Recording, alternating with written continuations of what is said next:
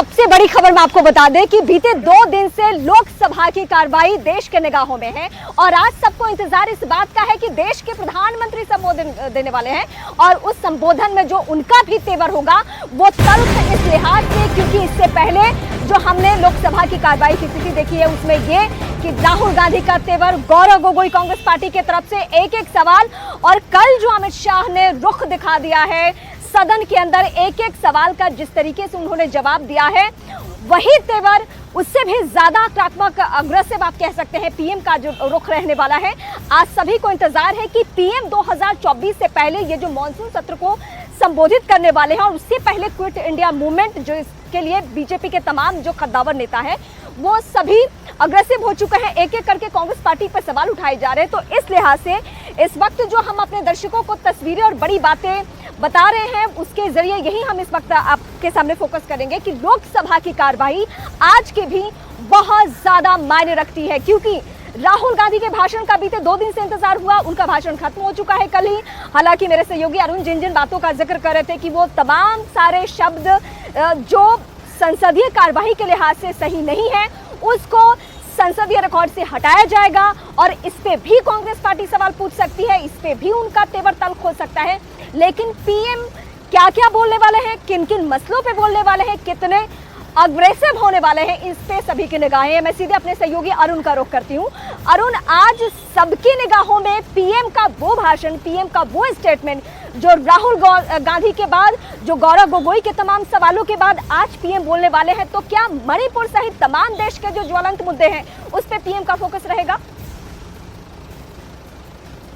देखिए रीमा, आपने एकदम स्पष्ट कहा था कि 2024 के चुनाव की एक तरह से नींव रखेंगे आज प्रधानमंत्री लोकसभा में। जब वो लोकसभा में बोलते हैं कोई नेता तो पूरा देश सुनता है उनको।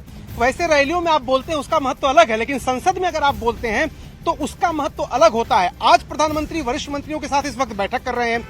जब वो 4 बजे के आसपास अपना भाषण शुरू करेंगे तो निश्चित रूप से 2024 के चुनाव के पहले सरकार ने क्या उपलब्धि हासिल की, सरकार करना क्या चाहती है, सरकार का जो घोषणा पत्र था उनमें किन वादों पर वो खरा उतरे हैं, आगे क्या बेंचमार्क को स्थापित करना चाहते हैं। क्योंकि देखिए, अब बीजेपी 2047 की बात करने लगी है।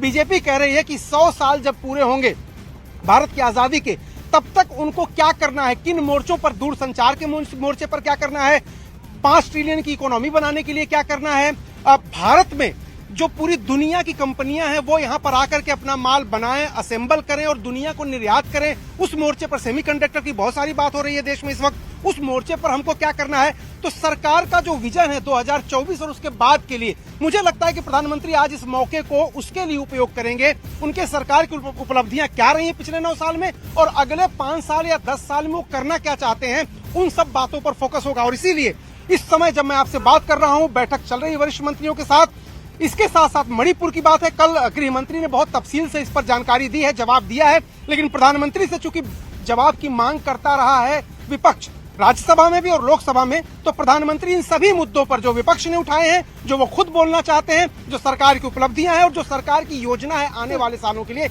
इन सब पर उनका फोकस होगा। एक आउटलाइन फिर से आपका रुख करूंगी जी,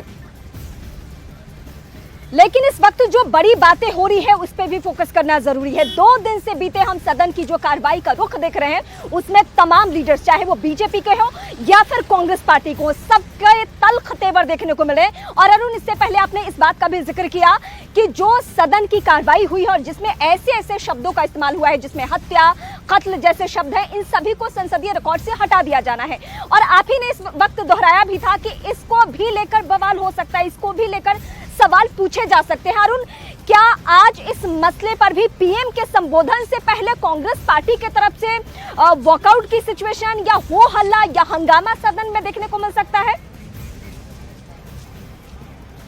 देखिए, अक्सर ऐसा हो रहा है कि जब से अविश्वास प्रस्ताव पर चर्चा हो रही है, सदन 11 बजे शुरू होता है लेकिन वो चलता नहीं है, क्योंकि 12 बजे से अविश्वास प्रस्ताव पर चर्चा होनी है। तो 11 बजे तमाम मुद्दों को लेकर के अपने हंगामा होता है। राज्यसभा में भी हंगामा होता है और लोकसभा में, चूंकि अविश्वास प्रस्ताव लोकसभा में ही लाया जा सकता है, वहां पर चर्चा हो रही है, इसलिए वहां भी इस वक्त अगर बात करें हम पिछले 2-3 दिनों से, तो सदन की कार्यवाही 11 बजे नहीं चल पाती। हालांकि 12 बजे के बाद सुचारू रूप से चलती है। जैसा कि मणिकम टैगोर, जो राहुल गांधी के बेहद करीबी नेता हैं, उनसे हमने बातचीत की सदन में जाने से पहले, उनका यह कहना था प्रधानमंत्री आपके ये शब्द जो है असंसदीय नहीं है।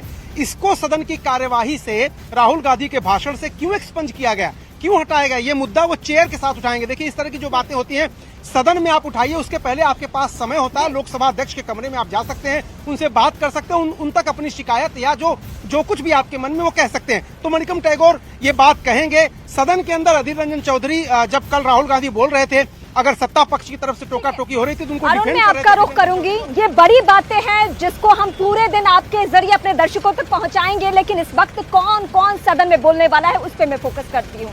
बीजेपी की तरफ से ज्योतिरादित्य सिंधिया जो कि सिलसिलेवार तरीके से अपनी बातें रखने वाले हैं। इसके अलावा केंद्रीय मंत्री निर्मला सीतारमण वो चेहरा जो कि बोलने वाली है। स्मृति ईरानी के बाद ये पहली फायर ब्रांड महिला नेता होंगी जो कि सदन में अपनी बातें रखेंगी और अपने अग्रेसिव नेचर के लिए ये भी जानी जाती है। तो आज सदन का रुख तल्ख रह सकता है, आप ये कह सकते हैं। इसके अलावा जो दो और प्रमुख चेहरे हैं उनका जिक्र मैं करूंगी। असदुद्दीन ओवैसी AIMIM के प्रमुख अगर ये बोलेंगे तो नूह घटना के बाद ही इनका भाषण होने वाला है। तो आप समझ सकते हैं कि इनका भी तेवर इस मसले को लेकर बहुत ज्यादा अग्रेसिव रहने वाला है। सदन में इनको भी इस वक्त हम सुनेंगे। और कांग्रेस पार्टी की तरफ से अधीर रंजन चौधरी जो कि पहले दिन गौरव गोगोई पूर्वोत्तर से आते हैं और इसके लिए उन्होंने ही विश्वास प्रस्ताव भी पेश किया और मणिपुर के मसले पर संजीदगी से उन्होंने अपनी बात रखी। तो आज कांग्रेस पार्टी की तरफ से अधीर रंजन चौधरी को बोलना है, जो कि कल अमित शाह ने भी कटाक्ष किया था कि अधीर जी बार बार मत उठिए। कांग्रेस पार्टी ने अगर आपको वक्त नहीं दिया है तो मैं स्पीकर से कहना चाहता हूं कि बीजेपी के वक्त में से अधीर रंजन चौधरी को दे दिया जाए। ये कटाक्ष किया था कल गृह मंत्री अमित शाह ने, लेकिन आज कांग्रेस पार्टी की तरफ से अधीर रंजन चौधरी बोलने वाले हैं। राहुल गांधी का भाषण खत्म हो चुका है, लब्बो लुआब क्या रहा ये देश के सामने है, लेकिन इस वक्त आज कांग्रेस पार्टी की तरफ से जो बड़े नेता होंगे वो अधीर रंजन चौधरी होंगे। मैं सीधे अरुण का रुख करती हूँ। अरुण, एक कटाक्ष का मैं जिक्र करना चाहूंगी। कल अमित शाह बड़े चुटीले अंदाज में ये कहते हुए भी नजर आए। अधीर रंजन चौधरी चूंकि उनके भाषण के वक्त में बार बार उठ रहे थे कि अगर कांग्रेस पार्टी आपको वक्त नहीं देती है तो मैं स्पीकर से कह के बीजेपी का वक्त आपको दिलवाता हूँ। और अब आज ऐसे में अधीर रंजन चौधरी का बयान।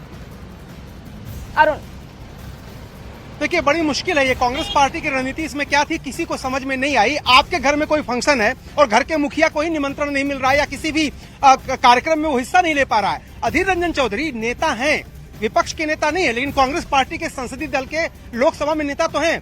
तो क्या 5 मिनट 10 मिनट समय उनके लिए आरक्षित नहीं किया जा सकता था?